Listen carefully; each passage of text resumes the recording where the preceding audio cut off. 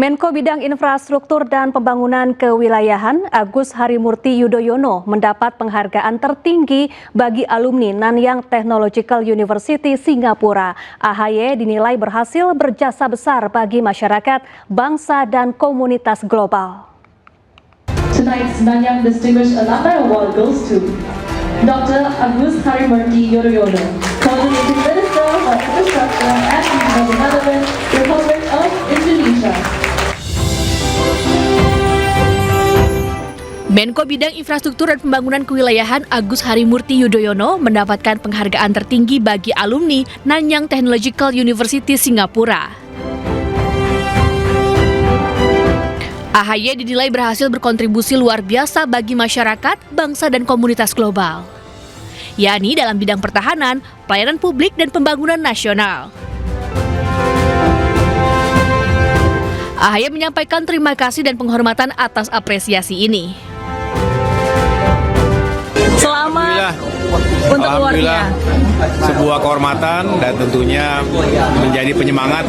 Mudah-mudahan bisa terus berperan dan berkontribusi untuk Indonesia dan tentunya juga membangun hubungan yang baik dengan Singapura, di mana Nanyang Technological University adalah alma mater yang selalu saya banggakan. Yes, ini the highest. Adapun Nanyang Alumni Awards yang digelar sejak 2005 merupakan apresiasi NTU kepada para alumni yang mengharumkan nama kampus di tingkat internasional. Pemirsa, pemerintahan Presiden Prabowo Subianto berkomitmen menyelesaikan seluruh persoalan garis batas negara. Badan Nasional Pengelola Perbatasan Republik Indonesia menyelenggarakan rapat koordinasi terkait batas wilayah negara dan perbatasan. Pemerintah berkomitmen untuk menyelesaikan seluruh persoalan garis batas negara. Tak hanya itu, pemerintah juga mempercepat pembangunan pos lintas batas negara.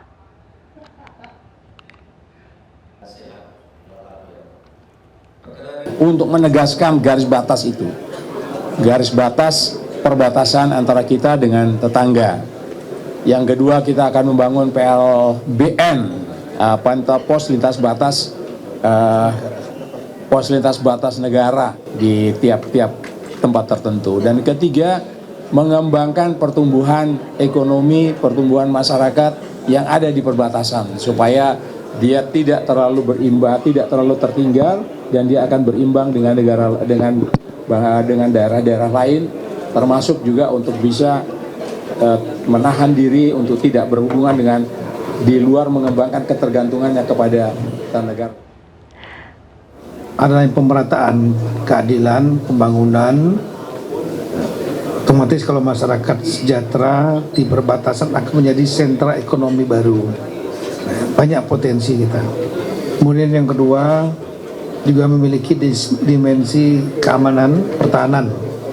Karena kalau masyarakat sejahtera, nasionalismenya kuat, ya, di perbatasan otomatis menjadi bumper kita, buffer zone. Menteri Agama Republik Indonesia Nasaruddin Umar meresmikan Sekolah Tinggi Agama Konghucu Indonesia negeri pertama di Indonesia. Di kampus tersebut terdapat program studi pendidikan agama Konghucu dan program studi komunikasi penyiaran Konghucu. Menteri Agama Republik Indonesia Nasaruddin Umar meresmikan Sekolah Tinggi Agama Konghucu Indonesia Negeri atau Setiakin pertama di Indonesia. Kampus ini siap menampung mahasiswa yang ingin berkuliah di program studi pendidikan agama Konghucu dan program studi komunikasi penyiaran Konghucu.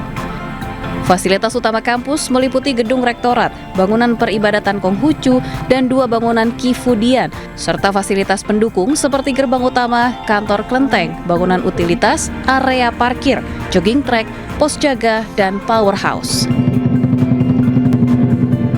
Dengan lahirnya Sekolah Agama Konghucu diharapkan ikut membantu menciptakan kesadaran moral spiritual kepada segenap warga bangsa Indonesia.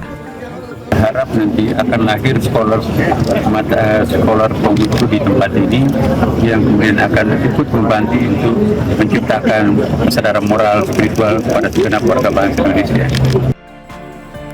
Sekolah Tinggi Agama Konghucu Indonesia Negeri atau Setiakin yang berada di Kota Pangkal Pinang dibangun di lahan seluas 29.430 meter persegi. Dari Pangkal Pinang, Bangka Belitung, Haryanto, iNews melaporkan. Wakil Presiden Gibran Rakabuming Raka memberikan perhatian lebih terhadap kemajuan Artificial Intelligence atau AI. Dalam pidatonya di Forum Konferensi Tingkat Tinggi G20 di Afrika Selatan, Gibran soroti ketimpangan dalam teknologi AI.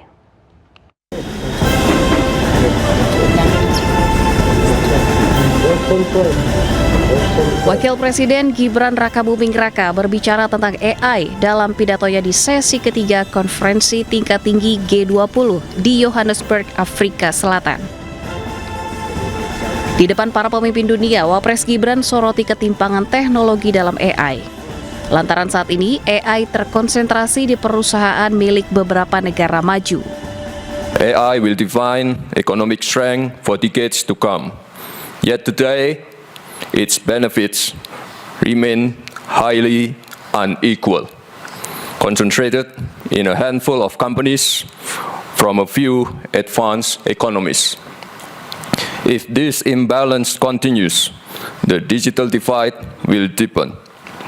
History has shown us when progress is uneven, the benefits flow to a few, while the costs fall on the many.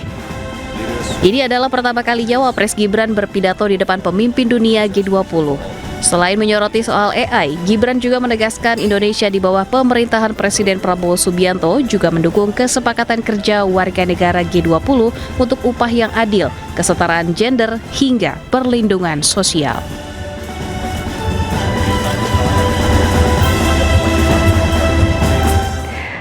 Pemirsa, Indonesia mengirim 996 atlet untuk berlaga di SEA Games 2025 Thailand Desember mendatang. Indonesia menargetkan meraih 80-an medali emas guna menempati peringkat 3 besar SEA Games 2025. Sejumlah persiapan terus dimatangkan jelang pesta olahraga bergengsi Asia Tenggara SEA Games 2025 yang akan berlangsung di Thailand. Kontingen Indonesia akan mengirimkan sebanyak 996 atlet yang akan mengikuti 48 dari 51 pertandingan cabang olahraga. Menteri Pemuda dan Olahraga Erick Thohir menyebut sejumlah cabang olahraga berpotensi mendulang medali emas seperti angkat besi, panahan, bulu tangkis, akuatik, atletik, judo hingga taekwondo. Sementara di cabur sepak bola putra ditargetkan bisa memboyong medali perak dan putri diharapkan mampu menyumbang medali perunggu. Saya berharap ya tentu dengan kita mengikuti 48 cabang dari 51 ya kembali kita bisa sesuai dengan target. Dan tentu jumlah atlet yang kita kirimkan juga ini masih ranking 4 dari total keikutsertaan di SEA Games. Pertandingan SEA Games 2025 dinilai penting bagi Indonesia karena hasil ini akan menjadi bahan evaluasi besar pemerintah. Jika memenuhi target, atlet akan mewakili Indonesia di SEA Games berikutnya maupun jenjang yang lebih tinggi seperti Asian Games 2026 di Jepang dan Olimpiade 2028 di Los Angeles. Kontingen Indonesia diharapkan mampu menduduki peringkat 3 besar dengan target torehan 80-an medali emas. Dari Jakarta, Salam Pulungan, Jimmy Jasin, iNews melaporkan. Sebuah turnamen memancing digelar di sebuah pulau yang indah di Kalimantan Timur. Selain panorama yang indah, keragaman ikan yang ada di pulau ini juga menjadi incaran para peserta. Dan pemirsa, informasi ini sekaligus menutup Pemimpin Rakyat hari ini. Temukan informasi-informasi terbaru lainnya di www.inews.id. Dan cuplikan tayangan berita iNews dapat Anda saksikan di kanal YouTube @official_inews. Saya Syafaati Suryo dan kerabat kerja yang bertugas pamit undur diri. Pemimpin rakyat, pemimpin beraksi, rakyat awasi. Sampai jumpa.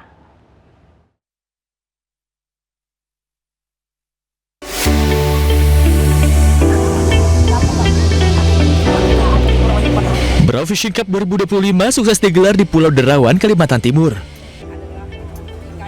Diikuti oleh 60 tim dari Kalimantan Timur dan Kalimantan Utara, para peserta berlomba untuk mendapatkan beragam ikan yang dimiliki kawasan strategis pariwisata nasional ini.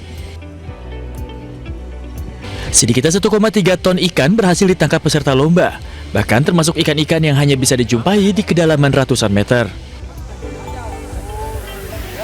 Di antaranya ikan jenis eskalator, ikan ruby, hingga ikan dokton yang hanya dapat dijumpai di kedalaman 200 meter yang membuat penangkapnya keluar sebagai juara. Yang pertama adalah kita kawasan pariwisata, kawasan strategi pariwisata nasional. Dan yang kedua adalah wisata laut yang tidak semuanya dimiliki oleh tempat-tempat lain.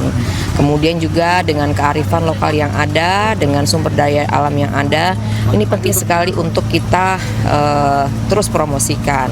Dan yang keempat, dengan adanya resort-resort yang mulai berkembang, ini tentu akan bisa